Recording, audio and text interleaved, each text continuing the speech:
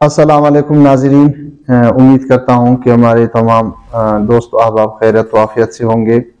आज की पेशी की अपडेट्स ये हैं, चूँकि आप लोगों को पता होगा कि कुछ दिन पहले इस्लामाबाद हाई कोर्ट के 6 जजेस के लेटर सामने आए थे। तो 26 और 27 को सुप्रीम कोर्ट में फुल बेंचेस की सुनवाई हुई है। इन्हीं लेटर्स की आसपास के डेट के जितने भी केसेस थे उन सबको डीलिस्ट किया गया था, लेकिन आज हमारे तमाम वकला बरादरी पेश हो गए। उन लोगों ने बेंचेस से रिक्वेस्ट किया कि हमारे केस को जरूर सुना जाए, तो थोड़ी सी समाअत हो गई है, ज्यादा तफसीली गुफ्तगू नहीं हुई है। नेक्स्ट डेट मिल गया है अगले हफ्ते का। चूंकि फरीकैन भी आज अब्सेंट थे, फरीकैन में से कोई भी प्रेजेंट नहीं था, उनकी तरफ से कोई वकील भी नहीं आया था, तो इस वजह से नेक्स्ट हफ्ते का डेट मिला है। ताज़ा तरीन अपडेट्स यही हैं।